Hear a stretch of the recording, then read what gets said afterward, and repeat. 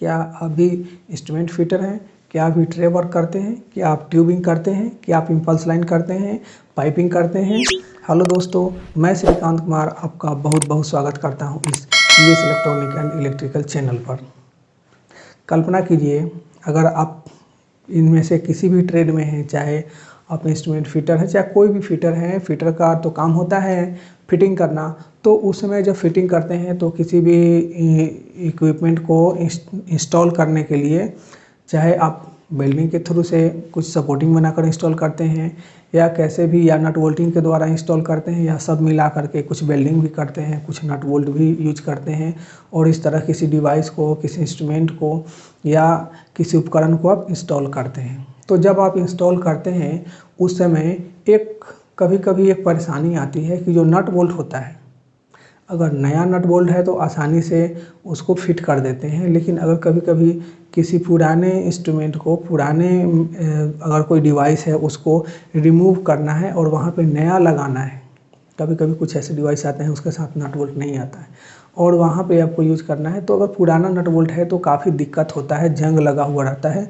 उसके लिए रस्टोलिन या AC90 ये जो लिक्विड आते हैं, इसके द्वारा आप जो रस्ट को रिमूव कर सकते हैं, जंग को छुड़ा करके, और अच्छे से उस नट का बोल्ट का यूज कर सकते हैं। अब किसी ऐसे भी इंस्ट्रूमेंट हैं कि बिल्कुल उसके साथ नट बोल्ट आता है। ज़्यादातर जो इंस्ट्रूमेंट है 80 से 90% जो इंस्ट्रूमेंट होते हैं उसके साथ कंपनी से ही उसका इंस्टॉलेशन के लिए पूरा फिटिंग्स आता है, उसके नट बोल्ट आते हैं, उसके जो भी एसेसरीज आते हैं वो सब साथ में आते हैं। जैसे आपने देखा होगा FT है, LT है, TT है, ये जो ट्रांसमीटर हैं, ये जो इंस्ट्रूमेंट हैं, इसके साथ में नट बोल्ट आता है। मैनीफोल्ड में कौन सा नट बोल्ट लगेगा, ये सब कुछ नट बोल्ट कंपनी से ही आता है। लेकिन जब इस नट बोल्ट को आप यूज करते हैं, इंस्टॉल करते हैं, तो एक सबसे बड़ी बहुत ही सावधानी बरतनी होती है। और वो सावधानी कभी कभी ऐसा होता है कि आप ध्यान नहीं देते हैं, सावधानी नहीं बरतते हैं, तो काफ़ी दिक्कत होती है, काफ़ी परेशानी होती है। क्या आपने कभी देखा कोई आदमी किसी नट बोल्ट को इतना ज़्यादा टाइट कर देता है कि वो नट बोल्ट बाद में खुलता नहीं है?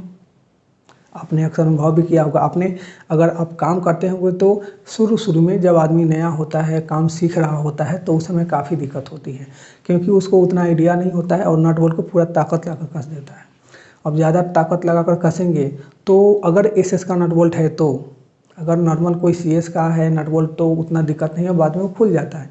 लेकिन अगर SS का नट बोल्ट है और आपने ज़रूरत से ज़्यादा टाइट कर दी तो बाद में नट नहीं खुलेगा। आपने ऐसा अनुभव किया होगा। अगर नहीं अनुभव किया होगा तो उससे सावधान रहिए। जितना ज़रूरत है उतना ही SS के नट बोल्ट को टाइट कीजिए, चाहे वो क्लैंप हो, SS का नट बोल्ट हो या कोई भी फिटिंग हो।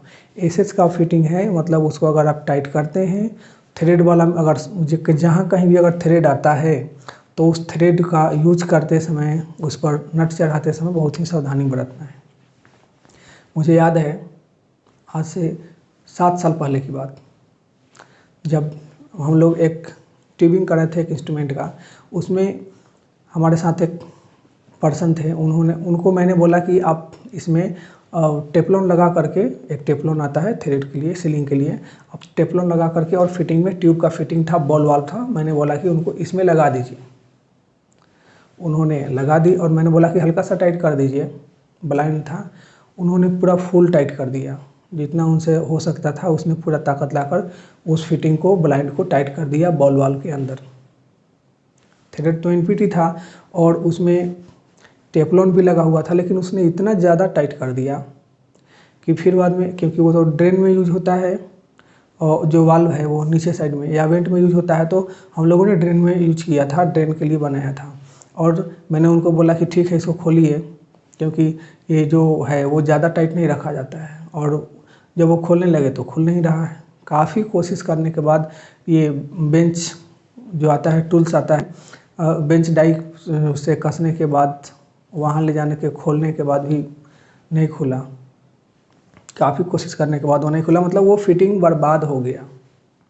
एक बार और मैंने देखा एक आदमी को, वो भी ट्यूबिंग ही कर रहे थे और उसमें एक मेल कनेक्टर था, और ट्यूबिंग जो है वो इंस्ट्रूमेंट साइड से लेकर के और टैपिंग साइड में, या टैपिंग साइड से इंस्ट्रूमेंट साइड में करते हैं।